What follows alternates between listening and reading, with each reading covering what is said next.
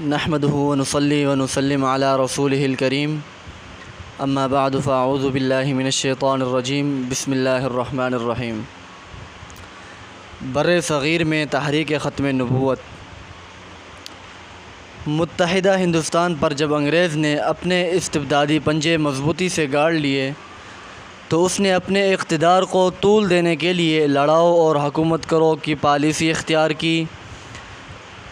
اس کے لیے اسے ایک ایسے مدعی نبوت کی ضرورت پیش آئی جو اس کے ظالمانہ و کافرانہ نظام حکومت کو سند الہام مہیا کر سکے۔ اس کے لیے اس نے ہندوستان بھر کے ضمیر فروش طبقات سے اپنے مطلب کا آدمی تلاش کرنے کے لیے کوششیں شروع کر دیں۔ اللہ رب العزت کی قدرت کے قربان جائیے کہ قادیانی فتنہ کے جنم لینے سے قبل دارالعلوم دیوبند کے مورث اعلیٰ حضرت حاجی امداد اللہ مہاجر مکی رحمۃ اللہ علیہ پر بطور کشف اللہ رب العزت نے منکشف فرما دیا تھا کہ ہندوستان میں ایک فتنہ برپا ہونے والا ہے۔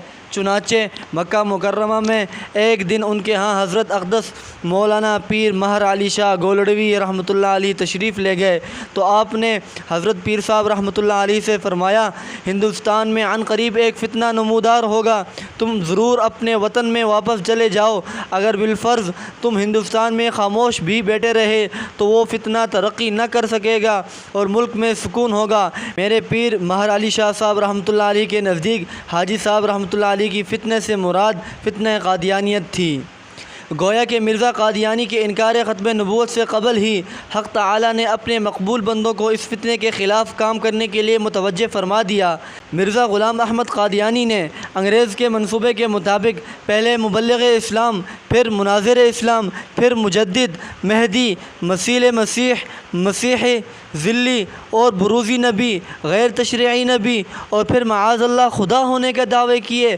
اس کی سب سے پہلی کتاب جس وقت منظر عام پر آئی اور مرزا ابھی تعارف اور جماعت سازی کے ابتدائی مرحلے طے کر رہا تھا، اس وقت میاں شاہ عبد الرحیم سہارنپوری رحمۃ اللہ علیہ کے پاس مرزا کی کتاب پر تبصرہ کرنے کے لیے قادیانی وفد حاضر ہوا تو آپ نے فرمایا، مجھ سے پوچھتے ہو تو سن لو، یہ شخص تھوڑے دنوں میں ایسے دعوے کرے گا جو نہ رکھے جائیں گے نہ اٹھائے جائیں گے۔ قادیانی وفد یہ سن کر جز بجز ہونے لگا کہ دیکھو، علماء تو علماء، درویش کو بھی دوسرے لوگوں کا شہرت پانا گراں گزرتا ہے۔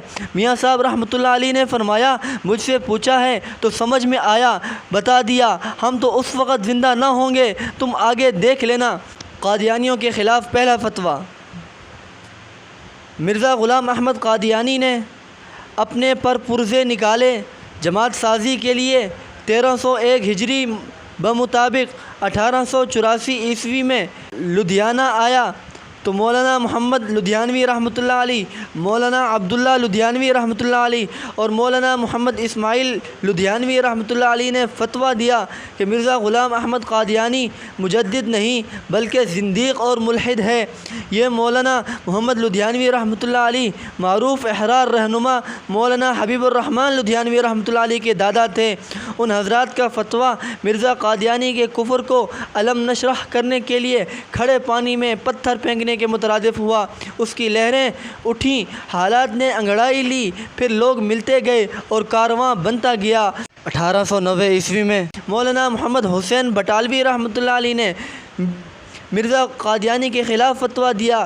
مرزا قادیانی نے انگریز کے ایما پر رسائل اور کتب شائع کیں۔ ہندوستان کے علماء کرام حسب ضرورت اس کی تردید میں کوشاں رہے۔ چنانچہ دارالعلوم دیوبند کے مدرس مولانا محمد سہول رحمۃ اللہ علیہ نے 12 صفر 1331 ہجری کو فتویٰ مرتب کیا کہ مرزا غلام احمد قادیانی مرتد، زندیق، ملحد اور کافر ہے، اور یہ کہ اس کے ماننے والوں سے اسلامی معاملہ کرنا شرعاً ہرگز درست نہیں۔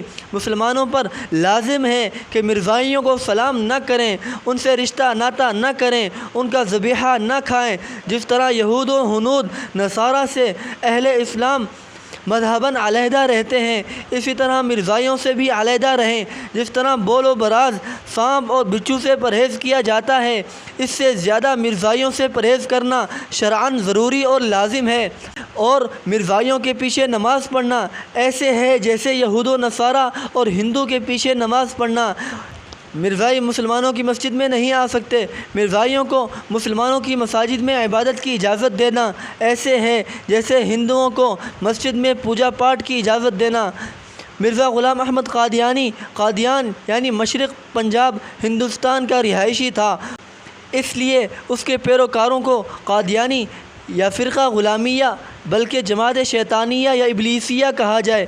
اس فتوے پر دستخط کرنے والوں میں شیخ الہند حضرت مولانا محمود حسن دیوبندی رحمۃ اللہ علیہ، حضرت مولانا محمد حسن رحمۃ اللہ علیہ، حضرت مولانا سید محمد انور شاہ کشمیری رحمۃ اللہ علیہ، حضرت مولانا سید مرتضیٰ حسن چاندپوری رحمۃ اللہ علیہ، حضرت مولانا عبدالسمیع رحمۃ اللہ علیہ، حضرت مولانا مفتی عزیز الرحمن دیوبندی رحمۃ اللہ علیہ اور حضرت مولانا حبیب الرحمن رحمۃ اللہ علیہ ایسے دیگر اکابر علماء کرام کے دستخط تھے جن کا تعلق دیوبند، سہارنپور، دہلی، کلکتہ، ڈھاکہ، پشاور، رامپور، راولپنڈی، ہزارہ، مراد آباد اور وزیر آباد، ملتان اور میاں والی وغیرہ سے تھا۔ اس کے بعد 1332 ہجری میں دارالعلوم دیوبند سے ایک فتویٰ جاری ہوا جس میں قادیانیوں سے رشتہ ناتا کو حرام قرار دیا گیا تھا۔ یہ فتویٰ حضرت مولانا مفتی عزیز الرحمن کا مرتب کردہ ہے۔ اس پر دیوبند سے حضرت مولانا سید اصغر حسین رحمۃ اللہ علیہ، حضرت مولانا رسول خان رحمۃ اللہ علیہ، حضرت مولانا ادریس کاندھلوی رحمۃ اللہ علیہ، حضرت مولانا گل محمد خان رحمۃ اللہ علیہ، سہارنپور سے مظاہر العلوم کے محتمم حضرت مولانا عنایت الہی رحمۃ اللہ علیہ، حضرت مولانا خلیل احمد سہارنپوری رحمۃ اللہ علیہ، حضرت مولانا عبد الرحمن کامل پوری رحمۃ اللہ علیہ، حضرت مولانا عبد اللطیف رحمۃ اللہ علیہ، حضرت مولانا بدر عالم میرٹھی رحمۃ اللہ علیہ، تھانہ بھون سے حکیم الامت حضرت مولانا محمد اشرف علی تہانوی رحمۃ اللہ علیہ، رائے پور سے حضرت مولانا شاہ عبد الرحیم رائے پوری رحمۃ اللہ علیہ، حضرت مولانا شاہ عبد القادر رائے پوری رحمۃ اللہ علیہ، دہلی سے حضرت مولانا مفتی کفایت اللہ دہلوی رحمۃ اللہ علیہ جیسے سینکڑوں علماء کرام کے دستخط ہیں۔